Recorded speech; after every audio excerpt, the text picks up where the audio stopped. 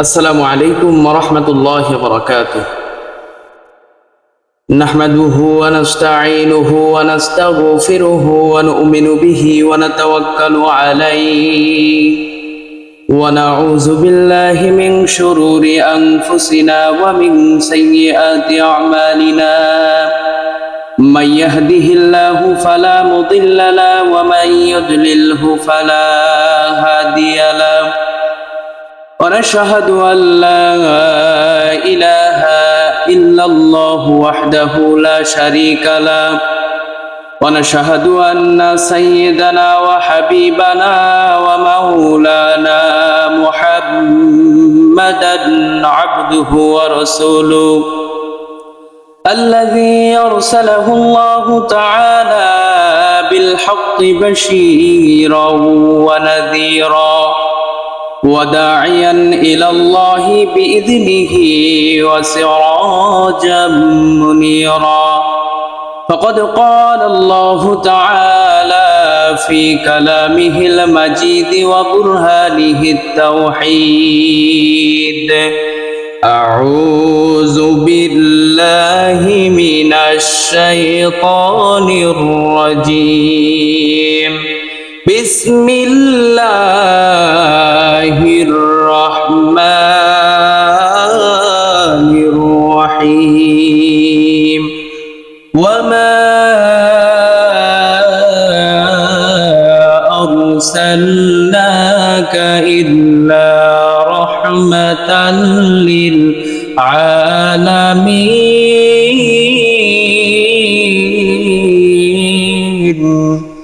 صدق الله مولانا العظيم، صدق رسوله النبي الكريم، ونحن على ذلك من الشاهدين والشاكرين، والحمد لله رب العالمين. وقال تعالى في شان حبيبه مخبرا وآمرا: إن الله وملائكته يصلون على النبي يا أيها الذين آمنوا صلوا عليه وسلموا تسليما. اللهم صل على سيدنا مولانا محمد وعلى آل سيدنا مولاনা মুহাম্মদ। কেউ বা তোমায় পাগল বলে, কেউ বা বলে জাদুকর,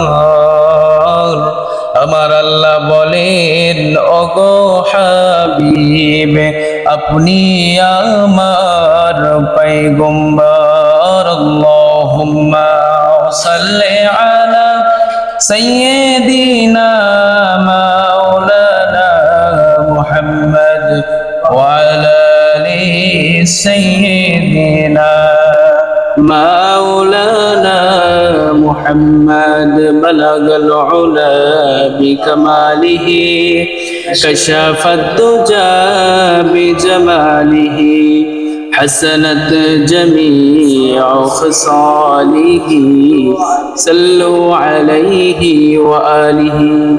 আলহামদুলিল্লাহ, মহান রব্বুল আলামিনের দরবারে আমরা লাখো কোটি শুকরিয়া আদায় করি যে মহান রব্বুল ইজ্জাত ওয়াল জালাল আমাদেরকে এই দোয়া এবং অনুষ্ঠানের আমাদেরকে শরীক হওয়ার তৌফিক দান করেছেন। আমরা সকলে সেই রব্বুল আলামিনের দরবারে শুকরিয়া আদায় করে বলছি আলহামদুলিল্লাহ।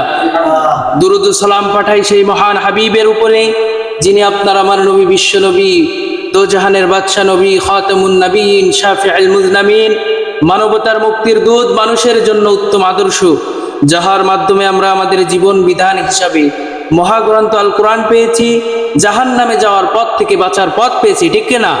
মুক্তির পথ পেয়েছি। এই জন্য সেই নবীর উপরে আমরা দুরুদ সালাম পাঠাই, সকলে মহাব্বতে বলছি সাল্লাল্লাহু আলাইহি ওয়াসাল্লাম। আল্লাহ পাক রব্বুল আলামিন পবিত্র কোরআনুল কারীমের মধ্যে বলেন: ওয়ামা আরসালনাকা ইল্লা রাহমাতাল লিল আলামিন। আল্লাহ তাআলা বলেন, আমি মুহাম্মাদুর রাসূলুল্লাহ সাল্লাল্লাহু আলাইহি ওয়াসাল্লামকে উভয় জগতের রহমত স্বরূপ এই দুনিয়ার মধ্যে প্রেরণ করেছি। সম্মানিত বন্ধুরা আমার, খ্রিস্টানদের বড় একজন বৈজ্ঞানিক যার নাম হচ্ছে ডক্টর মাইকেল এইচ হার্ট, তিনি একটি বই লিখেছেন। তিনার বইয়ের মধ্যে পৃথিবীর শ্রেষ্ঠ 100 জনের জীবনী তিনি তিনার বইয়ের মধ্যে লিখেছেন। তিনি একজন খ্রিস্টান হয়েও তিনি তিনার বইয়ের মধ্যে যার জীবনী আগে লিখেছেন, বাবা আদম শফিউল্লাহর জীবনীটা তিনি তিনার বইয়ের মধ্যে আগে লেখেন নাই। ইবনে সিনার জীবনীটা তিনি তিনার বইয়ের মধ্যে আগে লেখেন নাই। ঈশ্বরচন্দ্র বিদ্যাসাগরের জীবনীটা তিনি তিনার বইয়ের মধ্যে আগে লেখেন নাই। মূসা কালিমুল্লাহর জীবনীটা তিনি তিনার বইয়ের মধ্যে আগে লেখেন নাই। ঈসা রুহুল্লাহর জীবনীটা তিনি তিনার বইয়ের মধ্যে আগে লেখেন নাই। বাবা ইব্রাহিম ও খলিলুল্লাহর জীবনীটা তিনি তিনার বইয়ের মধ্যে আগে লেখেন নাই। তিনি তিনার বইয়ের মধ্যে সর্বপ্রথম যার জীবনী আগে লিখে গেলেন তিনি আর কেউ নন, তিনি আমার আপনার নবী, বিশ্ব নবী, দো জাহানের বাচ্চা নবী, মদিনাতুর রাসূল জনাবে মুহাম্মাদুর রাসূলুল্লাহ সাল্লাল্লাহু আলাইহি ওয়াসাল্লামের। চিল্লাই বলেন সুবহানাল্লাহ। সম্মানিত বন্ধুরা আমার, তিনি তিনার বইয়ের মধ্যে আমার নবীকে নিয়ে অনেক কথাই লিখেছেন। তার মধ্যে অন্যতম কথা হলো মুহাম্মাদুর রাসূলুল্লাহ সাল্লাল্লাহু আলাইহি ওয়াসাল্লাম যেই যুগে এই দুনিয়ার মধ্যে আগমন করেছেন তাকে শুধু সেই যুগের মনীষী বলা হবে না, বরং তিনি ছিলেন সর্বকালের সর্বযুগের সর্বশ্রেষ্ঠ মহামানব। ঠিক কিনা? আমার ভাইয়ের, আল্লাহ রাব্বুল আলামিন কুরআনুল কারীমের সূরা ফাতিহার 28 নম্বর আয়াতের মধ্যে বলছেন, ওয়াল্লাযী আরসালা রাসূলাহু বিল হুদা ওয়া দীনিল হাক্কি লিইয়ুযহিরাহু আলাদ দীনি কুল্লিহি ওয়া কাফা বিল্লাহি শাহীদা।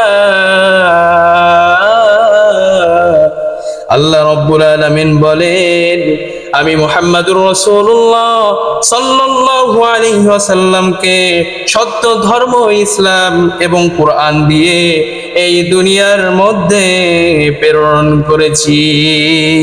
সারা বিশ্বে ইসলামকে একমাত্র সারা বিশ্বে ইসলামকে বিজয় করার জন্য আর বাতিল সকল ধর্মকে পরাজিত করার জন্য। ঠিক কিনা?